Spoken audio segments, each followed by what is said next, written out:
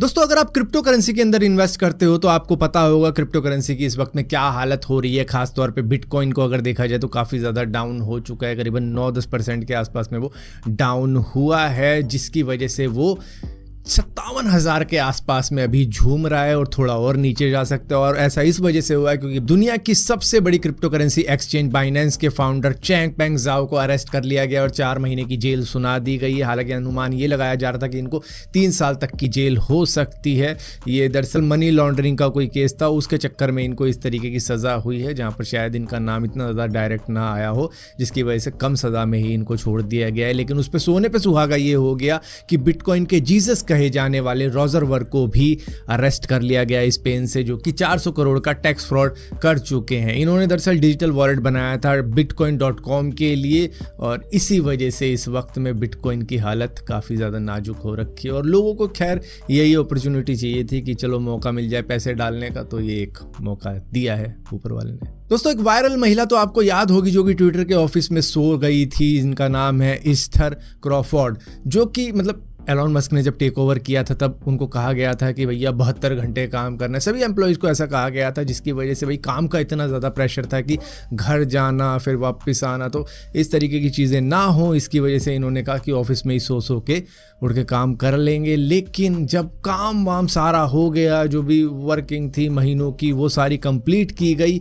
उसके बाद में इनको फायर्ड कर दिया गया था, जो कि इन्होंने कभी एक्सपेक्ट नहीं किया होगा। इन्होंने तो ये भी दिखाया था कि मैं काफ़ी ज़्यादा मेहनत कर रही हूँ ट्विटर के लिए, लेकिन इनको फिर भी फायर्ड कर दिया गया था। और इतना कुछ होने के बाद में अब फाइनली इन्होंने मेटा को ज्वाइन कर लिया है। तो मार्क ज़करबर्ग भी हालांकि काफ़ी ज़्यादा मास ले ऑफ करके बैठे हुए हैं, लेकिन फिर भी इनको जगह मिल चुकी है मेटा के अंदर। दोस्तों, अभी रिसेंटली व्हाट्सएप ने सोनू सूद को बैन किया था और करीबन 70 घंटों के बाद में उनको उनका अकाउंट वापस मिला था और उसके बाद में उन्होंने चलो शुक्रिया अदा किया होगा। अब इतना बड़ा एक्टर जिसका व्हाट्सएप अकाउंट बैन हो गया था, उसको कितना ज़्यादा स्ट्रगल करना पड़ा। और हम जैसों का जब व्हाट्सएप अकाउंट बैन होगा तो हमको तो फिर नंबर ही चेंज करना पड़ जाएगा, क्योंकि व्हाट्सएप हमारी फिर सुनने वाला नहीं है। और व्हाट्सएप ने अब एक नया रूल निकाल दिया है कि भैया आपको बैन कर दिया जाएगा, बैन नहीं कह सकते हैं, ब्लॉक कर दिया जाएगा, क्योंकि टेम्परेरी तौर के ऊपर आपको ब्लॉक किया जाएगा अगर आप मार्क्ड एज स्पैम मैसेजेस को भी फॉरवर्ड करना चालू कर देते हो। कि आपके पास में कोई मैसेज आया और आपको लगा चलो मैं भी फॉरवर्ड कर देता हूँ और उसके ऊपर स्पैम लिखा हुआ है, फिर भी आप उसे फॉरवर्ड कर रहे हो,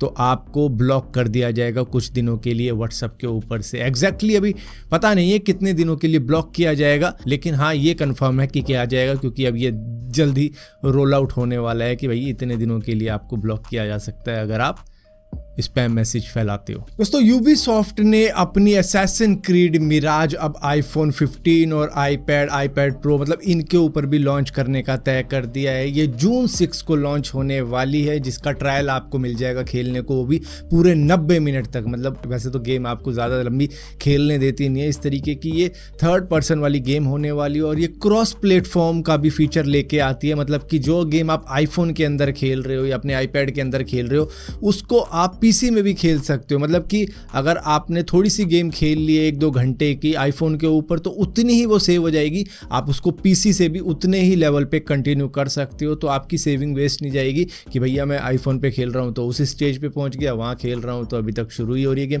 तो ऐसा नहीं होगा, आप दोनों ही प्लेटफॉर्म के ऊपर सेम सेविंग के साथ में खेल सकते हो। लेकिन हाँ, ये पेड गेम होने वाली है, जिसके लिए आपको $50 देने पड़ेंगे और 90 मिनट का आपको फ्री ट्रायल मिल जाएगा। पसंद आए तो उसका फुल वर्जन भी आप अनलॉक कर सकते हो। दोस्तों, यूएस के यूटा के अंदर अमेज़न का एक पार्सल आया। अब उस पार्सल के अंदर जो भी सामान था इनको समझ नहीं आया और उन्होंने कहा भैया रिटर्न कर देते हैं। अब रिटर्न करने के उसमें क्या हुआ कि बॉक्स के अंदर आदत होती है बिल्ली होगी कि किसी कोने कपाड़े में घुस जाना। अब ये उस बॉक्स के अंदर घुस गई, जिस बॉक्स को इन्होंने पैक कर दिया।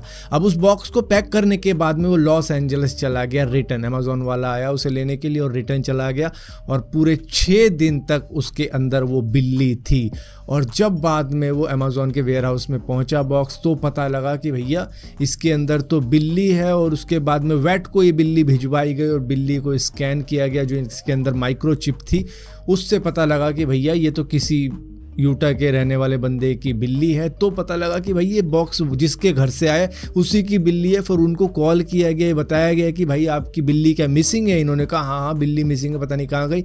इसके बाद में पता चलता है इनकी बिल्ली इनसे 800 किलोमीटर दूर जा चुकी है और 6 दिन तक ये बिल्ली भूखी प्यासी थी उस बॉक्स के अंदर। पता नहीं किस तरीके से सर्वाइव किया, किस तरीके से नहीं किया, लेकिन बिल्ली की जान बच गई। उसके बाद में फिर ये ओनर वहाँ तक पहुँचे अपनी बिल्ली को वापस ले जाने के लिए। मतलब इतने लापरवाह ओनर भी होते हैं कि भाई ध्यान ही नहीं है। दोस्तों, राजस्थान के बीकानेर गांव लूनकरणसर में एक बहुत ही गहरा गड्ढा हुआ है। वहाँ के जो रोड था, मेन रोड, उसके ऊपर ही हुआ है। तो वहाँ से आवाजाही अब बंद करवा दी गई है। और ये आवाजाही इसलिए भी बंद करवाई गई है, ऐसा नहीं कि कोई डाइवर्जन दिया हो कि भाई उस गड्ढे के साइड में से निकल जाओ, नहीं, क्योंकि वो गड्ढे के अंदर जो बीच का सेंटर पॉइंट है उसमें से मिट्टी और धंसती चली जा रही है ज़मीन के अंदर। और किस तरीके से हुआ है, किस वजह से हुआ है, उस पर जियोलॉजिस्ट अब रिसर्च कर रहे हैं। अब इसी तरीके का सेम इंसिडेंट चिली के अंदर भी हुआ था, यूएस के, जहाँ पर एक बहुत ही गहरा गड्ढा हो गया था। वो किस तरीके से हुआ था वो भी एग्जैक्टली मालूम नहीं है। ये किस तरीके से हुआ है